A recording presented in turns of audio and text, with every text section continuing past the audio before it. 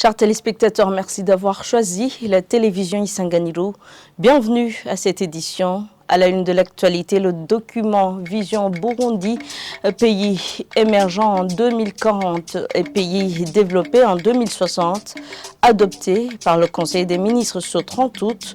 Le Conseil des ministres recommande de procéder à sa divulgation au Parlement et au sein de la population. Les contributions des sociétés civiles militant pour la bonne gouvernance et la lutte contre la corruption peuvent être renforcées par le travail en synergie. Dans ce journal, vous suivrez le déroulement du lancement d'un guide pour ces sociétés initié par l'Observatoire de lutte contre la corruption et les malversations économiques ce vendredi. Tout de suite, les détails.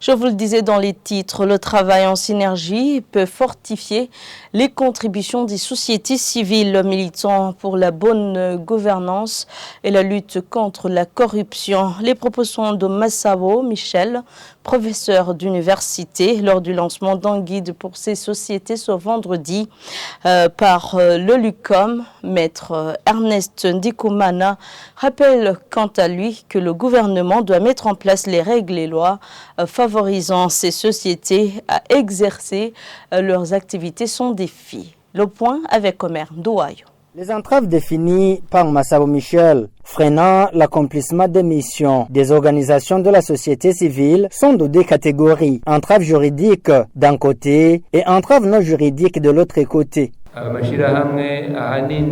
La principale mission de ces organisations est de lancer un clin d'œil au gouvernement, mais le problème se pose au niveau de l'exécution. Si on le fait conformément à la loi, on t'interdit en bafouant la loi. Selon Ernest Ndikumukama, qui s'intéresse à la liberté des organisations, le gouvernement doit intégrer ces organisations en mettant en place des lois garantissant leur indépendance.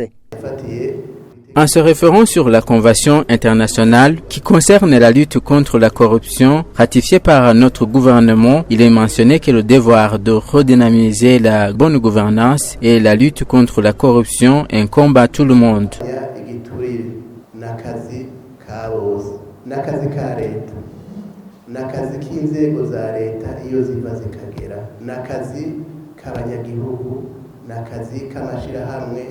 yaba ayikorera ibyabo yaba ayo ubona ataho yegamiye ku byerekeye inyungu za leta, y compris les organisations de la société civile, et donne une place importante à toutes les parties prenantes à la lutte contre la corruption. Maître Ernest Ndikumukama appelle ces organisations à s'unir pour plus d'efficacité. Le gouvernement du Burundi devrait prendre le devant pour construire lui-même de bons bâtiments pour ses ministères. Il devrait sensibiliser aussi les commerçants opérant dans la capitale économique avant d'appeler les citadins à se conformer à la nouvelle politique immobilière. Godefroid Hakizimana, ancien ministre de l'Artisanat et de l'Enseignement des métiers, qui le dit, trouve que certains propriétaires des maisons en mairie de Bujumbura n'ont pas de moyens suffisants pour exécuter cette politique du gouvernement. À propos, suivez Godefroid Hakizimana. La deuxième phase serait l'amélioration des zones commerciales. Vous voyez effectivement que si vous regardez le marché central, les avenues telles que Avenue de la Mission, Avenue de l'Amitié, toutes ces avenues parallèles au boulevard de l'Iprona et au chaussée Prince Louis Ouagassore et même au boulevard qui monte du côté de la cathédrale, il faudrait que tous les bâtiments qui sont érigés pour le service commerciaux soient améliorés pour que, effectivement, cette vision 2040 où on doit avoir des niveaux minimum à 2 niveaux soit déjà construite. C'est pour cela donc que je recommande que cette phase aussi soit bien préparé en faisant des négociations entre les partenaires privés, le secteur privé et l'État pour que les zones commerciales soient améliorées, soit comme un miroir du développement de notre pays. Si vous regardez, je vous donne l'exemple en face de l'hôtel Novotel. Tous ces bâtiments vieux des années de 50, même les piétons n'ont plus de place où passer parce que ce sont de petites maisonnettes où on a même agrandi jusque sur la route des automobiles où les passants marchent au milieu des véhicules. On ne peut pas changer l'image donc qui existe aujourd'hui pour aller à la vision au programme 2040 dans 15 ans sans passer par cette phase d'amélioration des bâtiments du secteur commercial. Ainsi donc la troisième phase viendrait pour améliorer l'habitat. Parce que la recommandation du ministre ne concerne uniquement que cet aspect de l'habitat où les propriétaires privés doivent améliorer leur habitat en ne restant pas seulement des maisons à un seul niveau, mais en essayant de rehausser le niveau pour que la zone Mukaza soit comme Manhattan au niveau de New York. Pour moi, je constate que c'est un véritable handicap.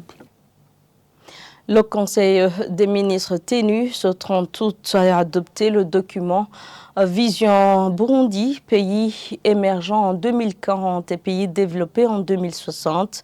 Prosper Ntagwamiye, secrétaire général du gouvernement, qui a lu le compte rendu, a indiqué que ce conseil a recommandé de procéder à sa divulgation au Parlement et au sein de la population. Il a en outre informé que ce document repose sur 3 enjeux, dont la transformation structurelle de l'économie. Suivez à ce propos Prosper Ntagwamiye. Cette vision repose sur 3 principaux enjeux, à savoir une transformation structurelle de l'économie pour impulser une accélération de la croissance économique sans entrave à l'équilibre écologique. Une prise de décision basée sur l'évidence et une approche de gestion et de financement axée sur les résultats. Une amélioration des conditions et de la qualité de vie de la population avec une croissance démographique soutenable et maîtrisée. Après échange et débat, le document a été adopté avec les observations et les recommandations suivantes. Insérer dans le document des images qui reflètent ce que sera le Burundi, pays émergent en 2040 et développé en 2060. Au niveau de l'objectif en rapport avec l'amélioration des capacités institutionnelles de l'État, mettre un accent particulier sur la promotion des ressources humaines, le renforcement de l'appareil judiciaire, sécuritaire et administratif. Au niveau de l'objectif en rapport avec la non-dépendance des aides extérieures, insister sur la promotion des échanges commerciaux, la promotion des investissements étrangers, le transfert des technologies dans divers secteurs, la promotion de la bonne gouvernance économique et sociale. Traduit le document en Kirundi aussitôt finalisé. Procéder à la divulgation de ce document au Parlement et au sein de toute la population pour que tout le monde s'en imprègne et s'en approprie. Au niveau des documents d'accompagnement de cette vision, insister sur la promotion des statistiques. Indiquer les éléments de base de l'économie du pays actuel. Indiquer les objectifs intermédiaires pour arriver au pays émergent en 2040 et développé en 2060, ainsi que les indicateurs objectivement évaluables. Dans la mise en œuvre de cette vision, chaque ministère devra indiquer l'état des lieux des différents domaines de sa compétence, les objectifs à atteindre ainsi que les indicateurs vérifiables et ce qui manque pour que l'objectif soit atteint. L'usine Boumatrak de transformation et de production d'eau, appelée Camaro, à Mousseigny, en commune Manda de la province Boubanza, est fermée depuis 5 jours. Le représentant ainsi que le personnel demandent la réouverture et la reprise du travail. Le directeur général de la Régie des eaux, qui a fermé le tuyau de raccordement et qui est parti avec le compteur, a recommandé à cette société de chercher leurs propres sources et leurs propres tuyaux. Notre correspondant à Boubanza, Space Caritas, Kabanyana.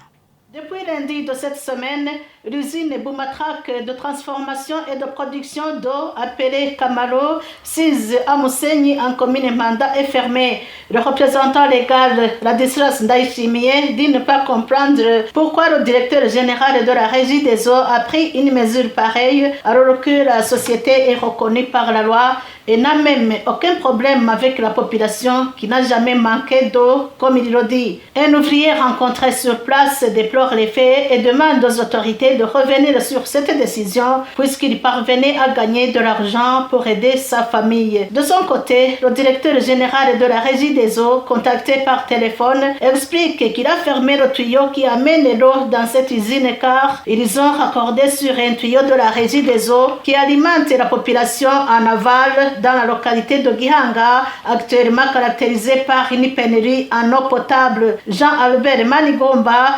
recommande à cette société de monter au niveau des sources et faire leur propre captage et ne pas raccorder sur les tuyaux de la Régie des eaux. Il fait également savoir que cette société est l'une parmi beaucoup d'autres fermées pour cette raison. Et voilà, c'est par ici que prend fin ce journal. Merci à tous de l'avoir suivi. Merci également à l'équipe de la rédaction et à l'équipe technique qui m'ont permis de le réaliser. Bonne suite des programmes avec la télévision Isanganiro.